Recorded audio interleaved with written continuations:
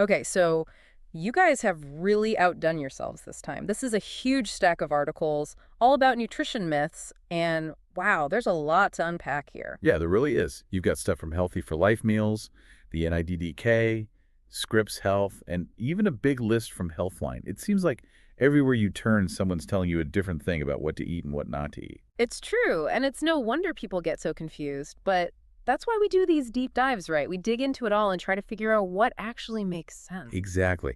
We want to help you cut through all the noise and conflicting advice so you can make smart choices about food without all the stress. Okay, so let's start with one that I know a lot of people get tripped up on. The idea that you have to basically eliminate all fat from your diet if you want to lose weight. Oh yeah, that one's a classic. It's been around forever. It has, but Healthy for Life meals is pretty clear that fat is actually really important for our bodies. They say we need to be getting like 20 to 35% of our daily calories from fat. 20 to 35%. That's a lot more than a lot of people think, especially when you see all those fat-free products everywhere. I know. So why is it so important to make sure we're getting enough fat? Well, Healthy for Life talks about how fat helps insulate our organs, and it's involved in making hormones. It also helps us absorb certain vitamins. Like, you need some fat to be able to use those vitamins. Scripps Health points out that we need healthy fats for our cells to work right and to have enough energy. And it's not just about calories then. Right. And it's like this building block for so many things our bodies need to do. Okay, so not all fat is bad. Obviously, there's a difference between the fat in a handful of almonds and the fat in a big greasy burger. For sure. And that's where that distinction between different types of fat comes in. Yeah. Both Healthy for Life and Scripps Health make that really clear. The good fats, the ones we want to make sure we're getting, are the unsaturated fats, like olive oil, avocados, nuts, things like that. Then you have saturated fats, which are things like butter. Those are fine in moderation. In moderation, okay. And then there are trans fats. Those are the ones that are really bad for us. Scripps mentions that they're sometimes found in processed foods and some animal products, and we really want to minimize or avoid those as much as possible. Got it. Unsaturated, good. Saturated, okay in moderation. Trans fat, avoid. You got it. And Scripps Health even said those good fats are actually good for our hearts. Yeah, they said that they can actually help lower your bad cholesterol, which then reduces your risk of heart disease and stroke. So if you're trying to get healthy and lose weight, cutting out all fat is actually not the way to go. Nope, not at all. In fact, it could really backfire on you. All right, let's shift gears a little bit and talk about food labels because we're bombarded with them constantly. Natural, gluten-free, organic, all these buzzwords. Do those labels actually mean anything? Well, that's a really good question because food marketing can be super tricky. It would be nice if it were as simple as just looking for a certain label, but unfortunately it's not. I've definitely fallen into that trap, thinking, oh, it says natural, it must be healthy. Or yeah, we've all been there. But Healthy for Life, NIDDK, and Scripps all basically say the same thing. Just because a product has one of those labels doesn't automatically mean it's good for you. So those products can still be processed and full of sugar and all that, even if they say organic or whatever. Yeah, exactly. They might be free of one specific ingredient or meet a certain production standard, but that doesn't mean they're automatically nutritious. So what should we be looking at then if we can't just rely on the labels? You really need to look at the nutrition facts panel on the back. Mm. Like Healthy for Life talks about focusing on what nutrients the food actually provides. And Scripps says to pay attention to added sugars, saturated fat, sodium, all that stuff. Makes sense. And what about the gluten-free thing? That's everywhere these days. Both the NIDDK and Scripps Health are really clear on that. A gluten-free diet is only medically necessary for people with celiac disease, or if they have a genuine sensitivity to gluten. So if your doctor hasn't told you to go gluten-free, you don't really need to. Exactly. And the NIDDK even points out that you could actually be missing out on some important nutrients like fiber and certain vitamins and minerals if you're avoiding gluten when you don't need to. Interesting. So it's not some magic bullet for health.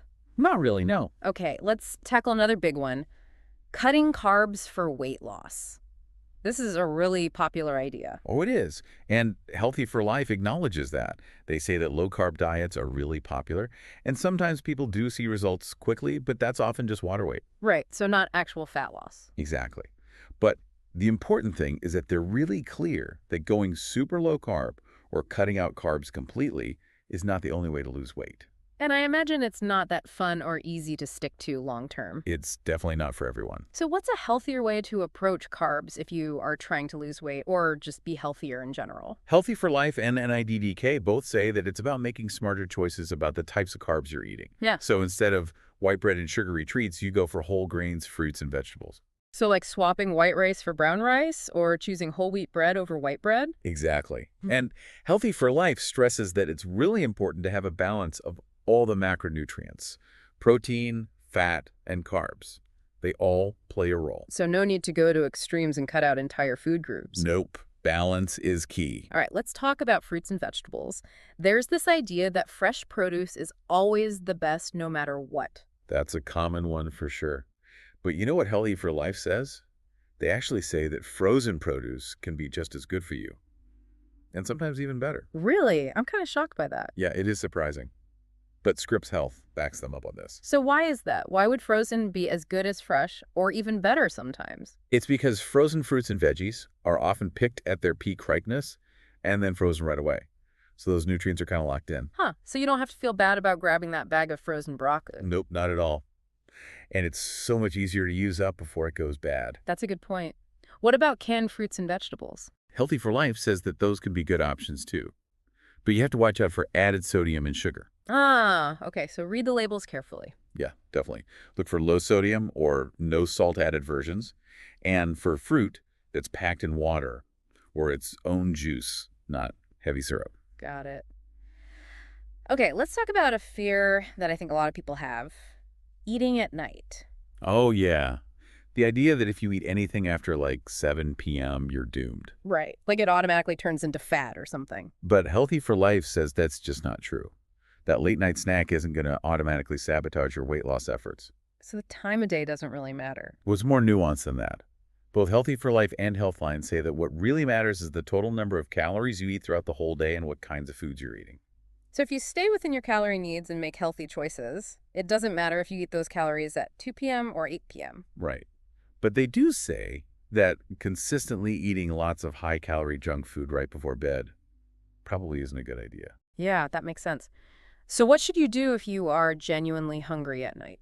Healthy for Life suggests going for lighter snacks with some protein and fiber, like a handful of almonds and some dried mango, or cottage cheese with berries, things like that. Okay, good to know. All right, coffee. Friend or foe? Healthy for Life is actually on Team Coffee. They say that coffee in its natural form isn't unhealthy at all, and it even has some antioxidants and compounds that could be beneficial for us.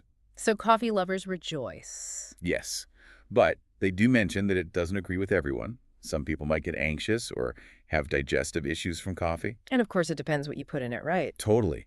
All that sugar and cream can negate any potential benefits. So black coffee is best.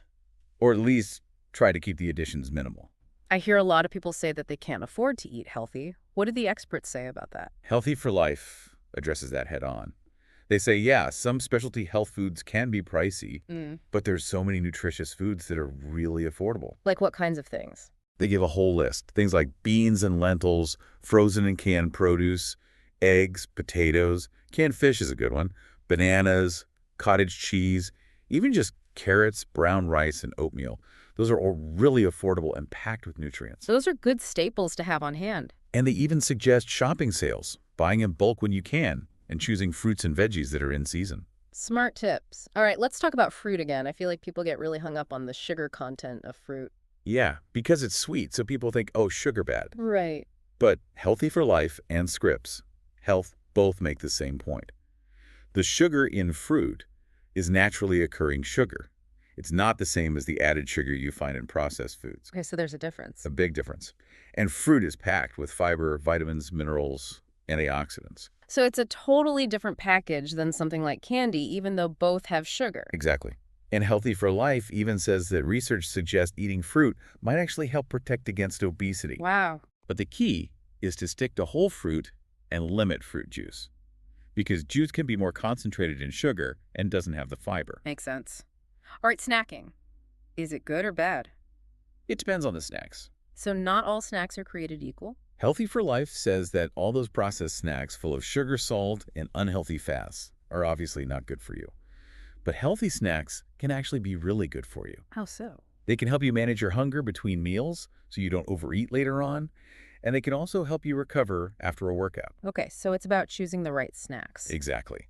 Things like an apple with a hard-boiled egg, Greek yogurt with some nuts, a veggie smoothie. Those all sound pretty good. All right, one last myth to bust. Eating frequent small meals boosts your metabolism. This one's been around forever, but both Healthy for Life and Healthline say that research really doesn't support it. Eating more often doesn't necessarily make you burn more calories overall. So it's not like stoking a fire constantly. Nope. For most healthy people, the main thing that matters is the total number of calories you eat and burn over the course of the day. It doesn't really matter if you eat those calories in 3 big meals or 6 small meals. Well, that's good to know. I feel like I've been trying to eat every few hours forever. Healthline does point out that there are certain medical conditions where eating more frequently might be helpful, but for the average person, it's not a magic weight loss solution. Got it. So we've covered a lot of the big ones, but you mentioned there were a few more things in the research that we should touch on. Yeah, just to give you a more complete picture, like Healthline talks about how weight loss is actually more complicated than just calories in, calories out. There are other factors involved, like hormones, genetics, and any health conditions you might have. That makes sense. And NIDDK makes a good point about grains. They say not all grain products are bad for you. Whole grains are actually really nutritious. I feel like grains get a bad rap sometimes. They do. And NIDDK also says you don't have to give up all your favorite foods to be healthy. It's all about moderation. That's reassuring. And they had some good insights for people considering going vegetarian. Just because you're vegetarian doesn't automatically mean you'll lose weight or be healthier. It still comes down to the choices you make within that dietary pattern. So being mindful of your overall calorie intake and the types of foods you're choosing is important no matter what kind of diet you follow. Exactly. What about exercise? Were there any myths around that in the research? Yeah, NIDDK addressed a couple of those, like the fear that lifting weights will make you bulky. I think a lot of women especially worry about that. Yeah, it's a common one. But they say that's not really true for most people. You won't just suddenly get huge from lifting weights. Unless you're training really hard and eating a very specific diet. Right. And they also say that you don't have to exercise for long periods of time for it to count. Even short bursts of activity throughout the day can add up. Oh, that's good to know. Okay, so Scripps Health had a bunch of good points too. Like they say, organic produce isn't necessarily more nutritious than conventionally grown produce. Oh, interesting. And they clarified that not all processed foods are bad for you. There's a big difference between minimally processed and heavily processed foods. Right, like frozen vegetables versus a bag of chips. Exactly. And they also explain the difference between multigrain and whole grain. A lot of people get those confused. I think do sometimes. And they talked about eggs. They're not as bad for your cholesterol as people used to think. And both Scripps and Healthline talk about how gluten-free diets are only necessary for people with gluten sensitivities. So you don't need to avoid gluten just for the sake of it. Right. And a Healthline had a whole bunch more myths they debunked. They did. They talk about how artificial sweeteners can have some downsides and how the overall quality of your diet is more important than just focusing on things like macros. Makes sense. And they defended white potatoes. They actually have some nutritional value. And they cautioned against low-fat and diet foods because those can sometimes be packed with other unhealthy ingredients. They also said supplements aren't a cure-all. They can be helpful in some cases, but they're not magic. And they warned against very low-calorie diets. Those can actually backfire on you. So they're not a sustainable way to lose weight. Not usually. And they talked about how health is about more than just being thin. It's about overall well-being. That's a really important message. They also touched on calcium supplements, fiber supplements, smoothies and juices, probiotics. They even talked about eating disorders and how they can affect anyone, not just women. It really is a lot to think about. It is. But the important thing is that nutrition information is always changing and evolving. So a lot of those old beliefs that we've heard over and over again just aren't accurate anymore. Well, I feel a lot more informed now after this deep dive. I'm glad to hear that. So what's the one big takeaway you would want our listeners to remember? I think the most important thing is to really think critically about the nutrition information you come across. Don't just blindly believe everything you hear or read. Do your research. Exactly. And focus on building a sustainable way of eating that's based on real, whole, minimally processed foods. Don't get caught up in fad diets or restrictive eating patterns. Those usually don't work in the long run. So find what works for you and your body. Yeah.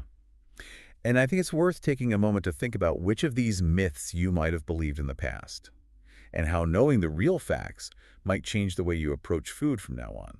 Great advice. Thank you so much for this deep dive. My pleasure.